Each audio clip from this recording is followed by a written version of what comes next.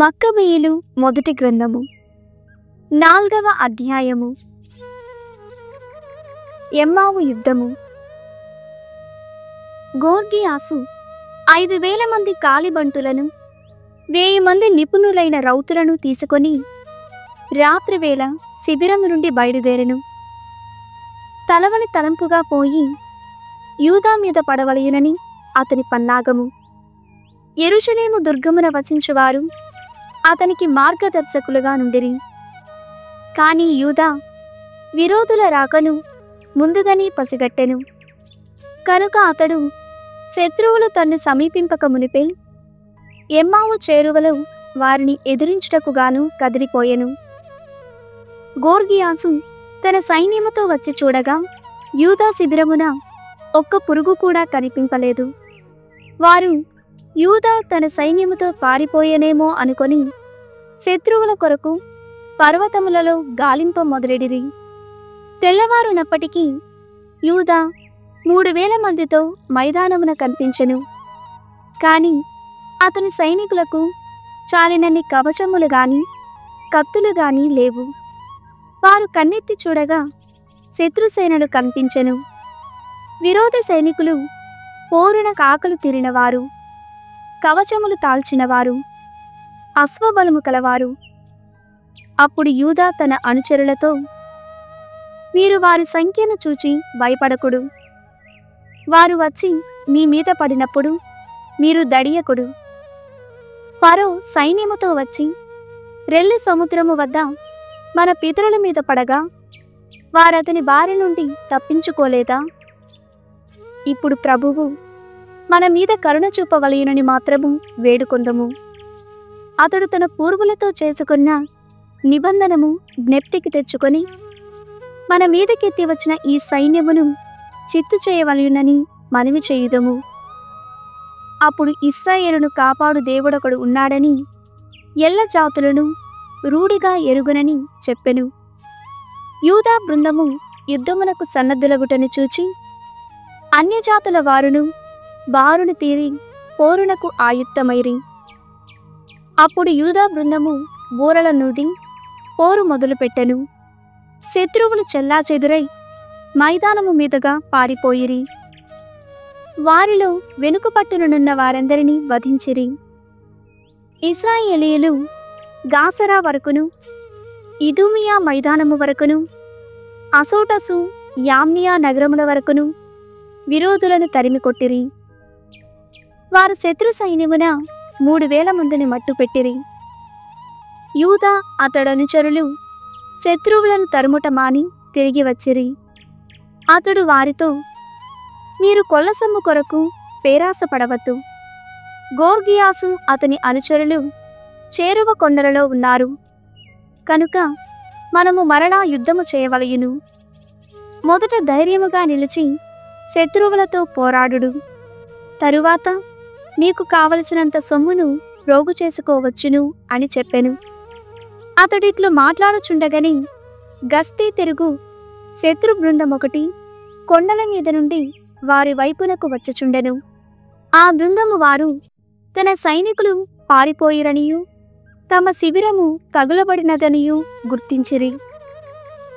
ఆ శిబిరము నుండి లేచు పొగను చూడగానే వారి సంగతులను గ్రహించిరి. కనుక వారు భయముతో కంపించిపోయిరి.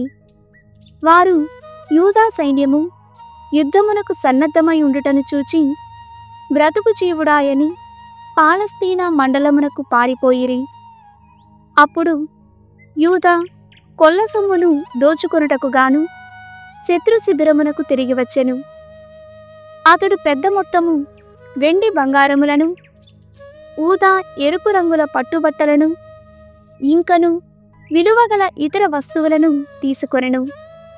యూదులు తమ శిబిరమునకు తిరిగి వచ్చి, ప్రభువు మంచివాడు, అతని దయ కలకాలము నిలుచునని గీతము పాడిరి.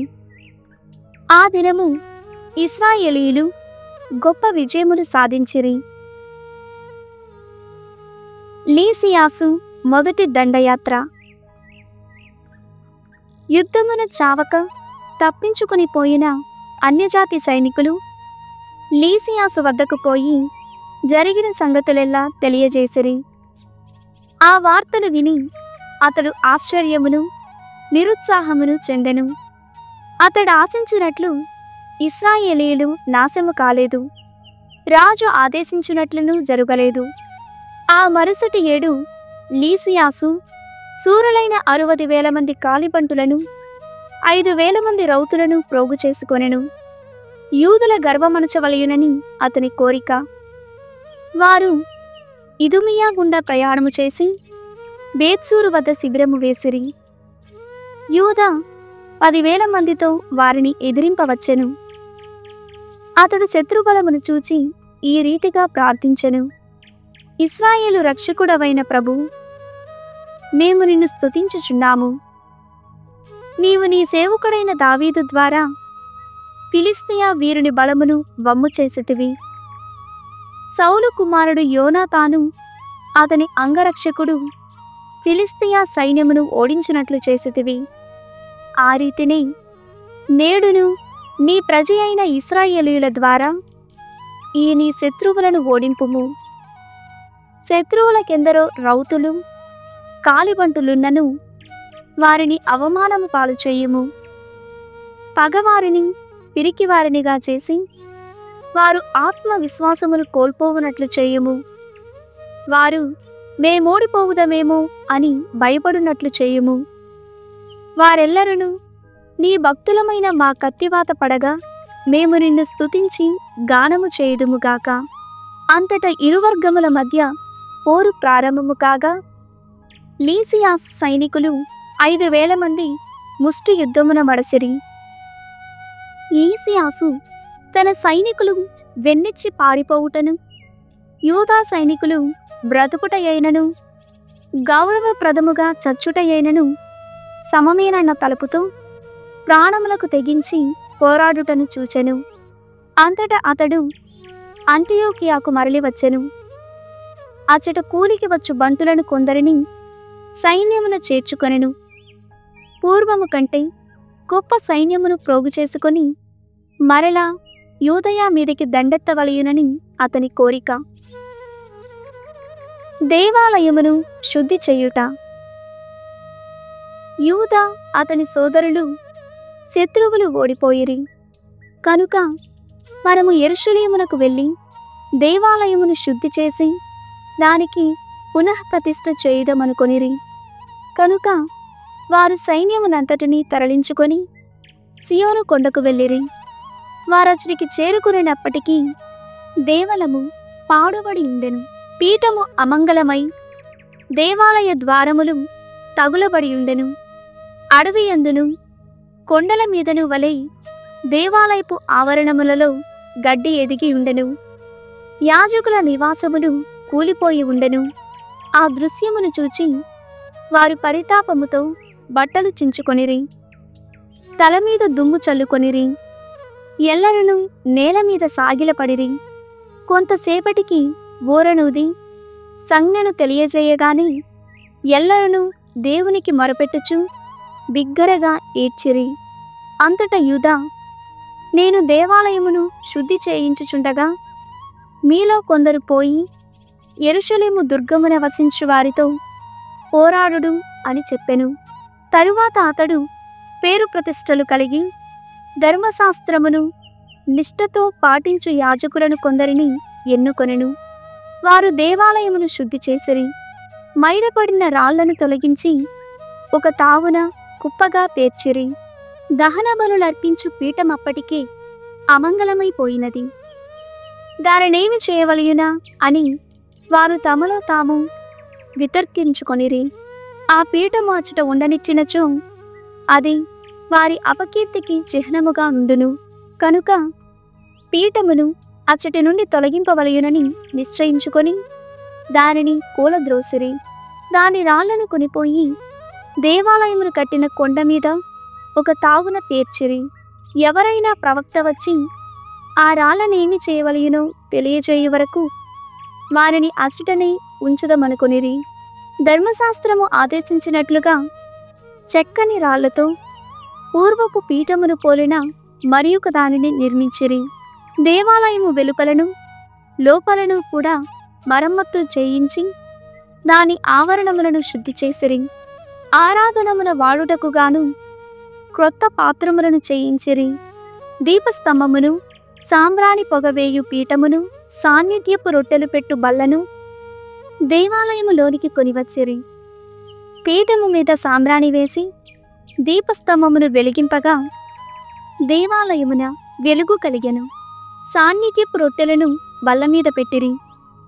తెరలను దింపిరి. మిగిలిన కార్యములను కూడా ముగించిరి.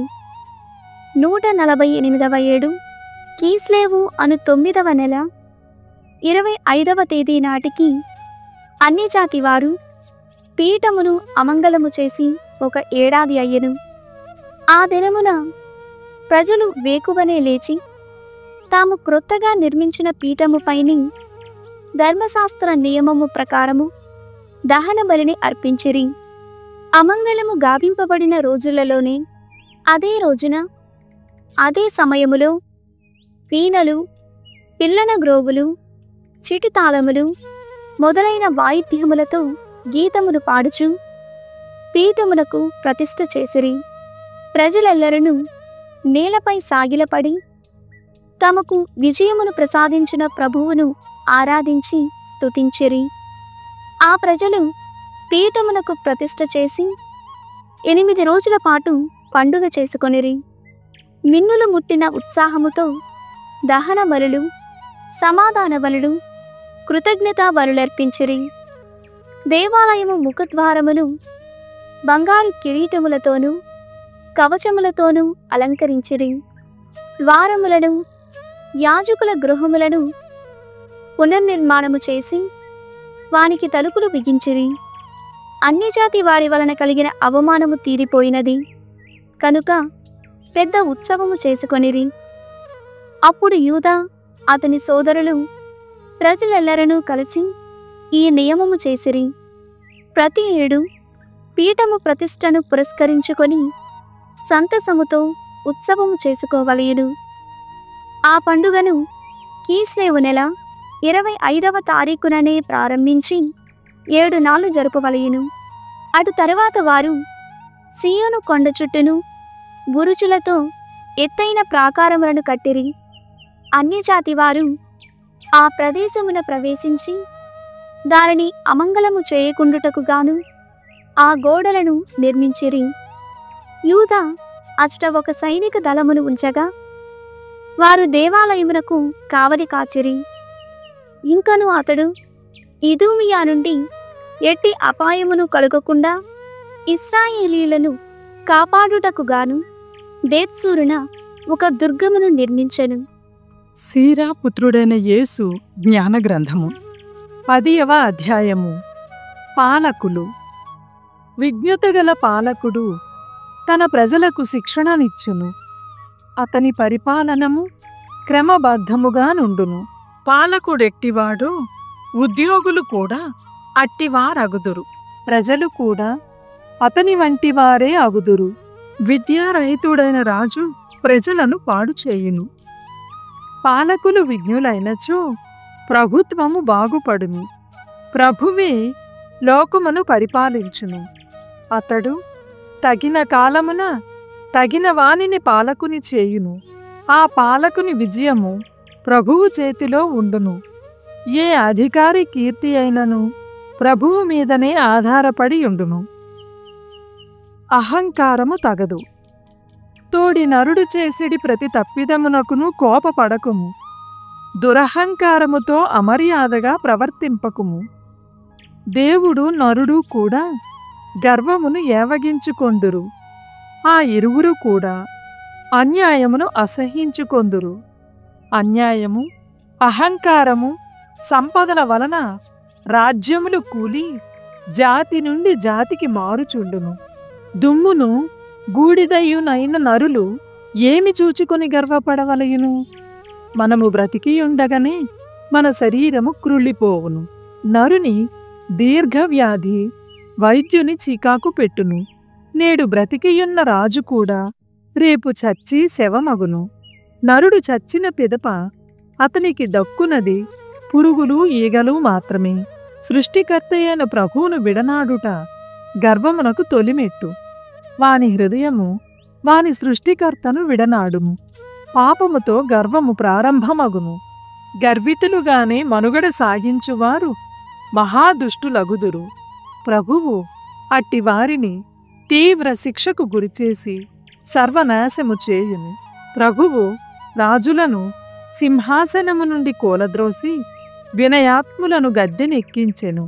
అన్యజాతులను సమూలముగా పెరికివేసి వారి స్థానమున వినమ్రులను పాదుకొల్పెను.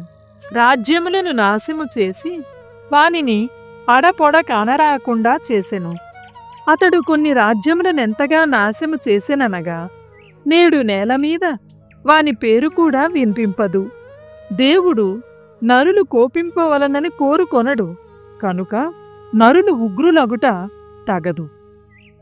గౌరవార్హులు. ప్రాణులలో గౌరవార్హులు ఎవరు? నరులు. ఆ నరులలో గౌరవార్హులెవరు అనగా దైవభీతి కలవారు. ఇక నిందార్హులెవరు అనగా నరులు. ఆ నరులలో నిందార్హులెవరు? దైవాజ్ఞలు మీరెడివారు. అనుచరులు తమ నాయకుని గౌరవింతురు. దైవభీతి కలవారిని దేవుడు గౌరవించును. దైవభీతి విజయమునకు తొలిమెట్టు, కాని గర్వము, మూర్ఖత్వము అపజయమునకు సోపానములు. ధనవంతులు, సుప్రసిద్ధులు, దరిద్రులెల్లరూ కూడా దైవభీతియే తమ గొప్ప అని తలంపవలెను. జ్ఞాని అయిన పేదవానిని చిన్న చూపు చూడరాదు, దుష్టుని గౌరవింపరాదు. పాలకులు, న్యాయాధిపతులు, సుప్రసిద్ధులు గౌరవింపదగినవారే, కాని వారెవరునూ దైవభీతి కలవారి కంటే ఎక్కువవారు కారు. తెలివిగల సేవకుని స్వేచ్ఛాపరులైన పౌరులు సేవింతురు. తాము తెలివి కలవారేని వారికది తప్పుగా చూపట్టదు. వినయము, ఆత్మగౌరవము.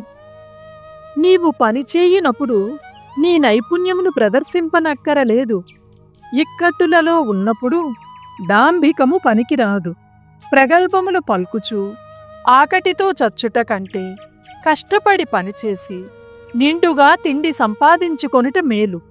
కుమారా, ఆత్మాభిమానమును వినయమును కలిగియుండుము. నీకు తగినట్లుగానే నిన్ను నీవు గౌరవించుకొనుము. తనను తాను నిందించుకొనుట వలన ప్రయోజనము లేదు. ఆత్మగౌరవము లేనివానిని ఇతరులు గౌరవింతురా? పేదలైనా తెలివిగల వారిని గౌరవింపవచ్చును. ధనికులను వారి సంపదలను చూచి సన్మానింతురు. పేదవానినే గౌరవించినచో అతడు ధనికుడైనప్పుడు ఇంకను గౌరవము పొందును కదా. ధనికునికే అవమానము కలిగినచో అతడు దరిద్రుడైనప్పుడు ఇంకనూ అవమానమును పొందును కదా. 11వ అధ్యాయము. పేదవారి జ్ఞానము వారిని తల ఎత్తుకొనున్నట్లు చేయును, వారిని అధికుల మధ్య కూర్చుండునట్లు చేయును. వెలుపలి డాబును లెక్క చేయవద్దు. అందముగా నున్నందువలన ఎవరినీ మెచ్చుకోవలదు. అందముగా లేనందువలన ఎవరినీ నిరాకరింపవలదు. రెక్కలతో ఎగురు ప్రాణులలో తేనెటీగ చాలా చిన్నది, కాని దాని తేనె మహామధురముగా నుండును. నీ నాణ్యమైన దుస్తులను చూచుకొని మురిసిపోవలదు. గౌరవము అబ్బినప్పుడు పొగడబోతువు కావలదు. ప్రభువు అద్భుత కార్యములు చేయును, వానిని నరులు తెలుసుకొనజాలరు. చాలామంది రాజులు గద్దె దిగి నేలమీద కూర్చుండిరి. ఎవరునూ ఊహింపని వారు వచ్చి ఆ రాజుల కిరీటములు ధరించిరి. పాలకులు చాలామంది అవమానమున మునిగిరి. సుప్రసిద్ధులు చాలామంది అన్యుల శక్తికి లొంగిపోయిరి. ఆలోచన, జాగరూకత. విషయమును జాగ్రత్తగా పరిశీలించి చూచిగాని తప్పు పట్టవద్దు. ఆలోచించి చూచిన పిదపగాని విమర్శకు పూనుకోవద్దు. ఇతరులు చెప్పినది వినిన పిదపగాని జవాబు చెప్పవద్దు. మాటలాడు వానికి మధ్యలో అడ్డు రావద్దు. నీకు సంబంధింపని విషయములలో తలదూర్చి తగవు తెచ్చుకొనకుము. పాపాత్ముల కలహములలో జోక్యము కలిగించుకొనకుము. కుమారా, నీవు చాలా కార్యములను నెత్తిన పెట్టుకోవద్దు. చాలా పనులను చేపట్టెదవేని కష్టములను కొని తెచ్చుకొందువు. త్వరపడి పని చేసినను నీవు మొదలుపెట్టిన కార్యములెల్లా ముగింపజాలవు, వానిని విడనాడజాలవు కూడా. దేవుని మాత్రమే నమ్మవలెను. ఒకడు ఎంత శ్రమించి పనిచేసినా ఎల్లప్పుడూ వెనకబడుచునే యుండును. మరి ఒకడు మందమతి, అన్యుల సహాయము కోరువాడు, శక్తి లేనివాడు, పరమ దరిద్రుడు కావచ్చును. కాని ప్రభువు వానిని కరుణతో వీక్షించి దీనావస్థ నుండి ఉద్ధరింపవచ్చును. అప్పుడతడు ఔన్నత్యము పొందగా చూచి ఎల్లరూ ఆశ్చర్యచకితులగుదురు. మేలు కీడు, బ్రతుకు చావు, కలిమి లేమి అన్నీయు దేవుని నుండియే వచ్చును. విజ్ఞానము, వివేకము, ధర్మశాస్త్ర జ్ఞానము, ప్రేమ, సత్కార్యాచరణము ప్రభువే దయచేయును. చెడు, అంధకారము దుష్టులకు పుట్టుకతోనే వచ్చును. చెడ్డను కోరుకునేవారు వృద్ధులగు వరకును చెడ్డవారుగానే ఉండిపోయెదరు. ప్రభువు భక్తిపరుని కొసుగు దీవెనలు దీర్ఘకాలము నిలచును. ఆయన మన్నన పొందిన వారు నిత్యము విజయములు చేపట్టుము. నరుడు కష్టించి సుఖములు త్యజించి ధనం ఆర్జించిన కడన ఫలితమేమున్నది? అతడు ఇక శ్రమ చేయుట చాలించి నేను ఆర్జించిన సొత్తును అనుభవింతునని ఎంచవచ్చునుగాక. కాని అతడు చనిపోవుటకు, అతని సొత్తు అన్యుల పాలవుటకు ఇంకెన్ని నాళ్ల వ్యవధి ఉన్నదో అతడికే తెలియదు కదా. నీ బాధ్యతలను పట్టుదలతోనూ దక్షతతోనూ నిర్వహింపుము. నీవు చేయవలసిన పనులను చేయుటలోనే ముసలివాడవు కమ్ము. పాపాత్ముల విజయములను గాంచి అసూయ చెందకుము. దేవుని నమ్మి నీ పనులను నీవు శ్రద్ధగా చేయుము. క్షణకాలములోని దరిద్రుని సంపన్నుని చేయుట ప్రభువునకు కష్టము కాదు. భక్తుడు దేవుని దీవెననే బహుమతిగా పడయును. ఆ దీవెన క్షణకాలముననే సత్ఫలమొసగును. కనుక నా అవసరములెట్లు తీరును, భవిష్యత్తులో నాకు విజయములెట్లు సిద్ధించును అని ఆందోళనము చెందకుము. మరియు నాకు కావలసిన వస్తువులన్నీయూ ఉన్నవి, భవిష్యత్తులో నాకెట్టి కీడు వాటిల్లదులే అని తలపుకము. జనులు కలిమి కలిగినప్పుడు రానున్న కష్టములను గుర్తింపరు. చెడు కాలము వచ్చినప్పుడు ముందటి లాభములను స్మరింపరు. నరుడు చనిపోవు దినము వరకును వేచియుండి అప్పుడతనిని బహూకరింప పూనుకొనుట ప్రభువునకు కష్టము కాదు.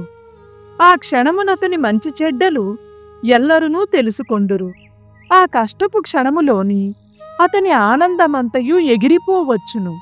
కనుక చనిపోక పూర్వము ఏ నరుని ధన్యునిగా ఎంచవలదు. అతని సంతానము ద్వారానే ఎవడెట్టివాడో తెలియును. దుష్టులను నమ్మరాదు. ప్రతి వానిని నీ ఇంటికి ఆహ్వానింపవద్దు. కపటాత్ములెన్ని పన్నాగములైనా పన్నుదురు. స్వజాతి పక్షులను వలలోనికి ఆహ్వానించు కౌజువలే దుష్టుడు మనలను అపాయము పాలు చేయును. వేగుల వాని వలెనతడు మన పతనమును పొంచి చూచుచుండును. అతడు మన మంచిని కూడా చెడ్డనుగా ప్రదర్శించును. మన మంచి పనులలో కూడా తప్పు పట్టును. చిన్న నిప్పురవ్వ గంపెడు బొగ్గులను రగిలించును. దుష్టుడు హత్య చేయుటకు కాచుకొని ఉండును. అట్టి దుర్మార్గుని పన్నుగడలను కనిపెట్టి ఉండవలయును. లేదేని అతడు మనలను సర్వనాశము చేయును. పొరుగువానిని నీ ఇంటికి కొనివత్తువేని అతడు తగవులు పెట్టి నీకు నీ కుటుంబమునకు మధ్య చీలికలు తెచ్చును. 12వ అధ్యాయము. ఉపకారము చేయుటకు నియమములు. ఉపకారము చేయగోరదవేని యోగ్యులెవరో పరిశీలింపుము. అప్పుడు నీ సత్కార్యము వ్యర్థము కాదు. భక్తి పరునికి చేసిన ఉపకారమునకు అతని నుండి కాకున్నను దేవుని నుండి అయినా బహుమతి లభించును. ఎల్లవేళలా దుష్కార్యములు చేయువానికి ఏనాడును దానధర్మములు చేయని వానికిని మేలు కలుగదు. దైవభక్తి కలవారికే గాని పాపాత్ములకు ఉపకారము చేయవద్దు. వినయవంతునికి చేయవలయును గాని భక్తిహీనునికి చేయరాదు. భక్తి లేని వానికి అన్నము పెట్టినచో అతడు నీ కరుణను విస్మరించి నీ మీద తిరుగబడును. నీవతడికి చేసిన మంచికి గాను రెండంతలు అదనముగా చెడ్డను అనుభవింపవలసి వచ్చును. మహోన్నతుడైన ప్రభువు కూడా పాపాత్ములను అసహ్యించుకొనును, వానిని శిక్షించి తీరును. సత్పురుషులకు దానము చేయవలయును, పాపాత్ములకు సహాయము చేయరాదు. స్నేహితులలో మంచివారు చెడ్డవారు. సంపదలలో మంచి మిత్రుని గుర్తింపజాలము, కాని ఆపదలలో చెడ్డ మిత్రుని తప్పక గుర్తింపవచ్చును. ఎదుగుదలను చూచి శత్రువులు విలపించెదరు. అతని విపత్తులలో మిత్రుడు కూడా దూరమగును. చెడ్డ స్నేహితునెప్పుడునూ నమ్మరాదు. త్రుప్పు లోహము వలె అతని దుష్టత్వము మనలను నాశము చేయును. దుష్టుడు నక్క వినయములతో దండము పెట్టినను అతనిని గూర్చి జాగ్రత్తగా ఉండవలయును. కంచుటద్దము మీది త్రుప్పు వలె వానిని తుడిచివేయవలెను. అప్పుడా త్రుప్పు ఎట్టి హానియూ చేయదు. దుష్టమిత్రుని నీ ఎదుట ఉండనిచ్చెదవేని అతడు నిన్ను ప్రక్కకు నెట్టి నీ స్థానమును ఆక్రమించుకోవచ్చును. అతనిని నీ కుడి ప్రక్కన కూర్చుండనిచ్చెదవేని నీ పీఠమును కాజేయచూచును. అప్పుడు నీవు నా మాటలలోని సత్యమును గ్రహింతువు, నా పలుకులను జ్ఞప్తికి తెచ్చుకొని పశ్చాత్తాపపడెదవు. పాముల నాడించు వానిని పాము కరిచినచో, వన్యమృగములను మచ్చిక చేయువానికి మృగము హాని చేసినచో ఎవరైనా దుఃఖింతురా? పాపాత్ములతో తిరుగుచు వారి పాపకార్యములలో పాల్గొను వాని విషయమును అంతియే. దుష్టమిత్రుడు కొంతకాలము నీ చుట్టూ తిరగవచ్చునుగాక, కష్టములు రాగానే నిన్ను విడిచి వెళ్ళిపోవును. దుష్టునకు పెదవుల మీద తేనెయుండును, అతడు హృదయములో మాత్రము నిన్ను గోతిలో కూలద్రోయవలయునని కోరుకొనుచుండును. అతడు నీ కష్టములలో సానుభూతి చూపుచున్నట్లే నటించును, కాని అవకాశము దొరికినప్పుడు నీ ప్రాణము తీయును. నీకు కష్టములు వచ్చినప్పుడు అతడు నీ ఎదుటికి వచ్చును, కాని నీకు సాయము చేయుచున్నట్లే నటించి నిన్ను గోతిలో త్రోయును. ఆ మీదట సంతసముతో చేతులు చరచి తల ఆడించును. తాను మరొక వ్యక్తిగా మారిపోయి నీ మీద పుకార్లు పుట్టించును. సామెతల గ్రంథము 22వ అధ్యాయము. తన భోజనమును పేదలకు గూడా వడ్డించు కరుణామయుడు దేవుని దీవెనలు పొందును. పొగరుబోతును బహిష్కరించినచో జగడములు, వివాదములు, దూషణములు సమసిపోవును. నిర్మల హృదయుని ప్రభువు ప్రేమించును. సంభాషణా చతురుడు రాజునకు స్నేహితుడగును. ప్రభువు అసత్యవాదుల పలుకులను భంగపరచి సత్యమును భద్రముగా కాపాడును.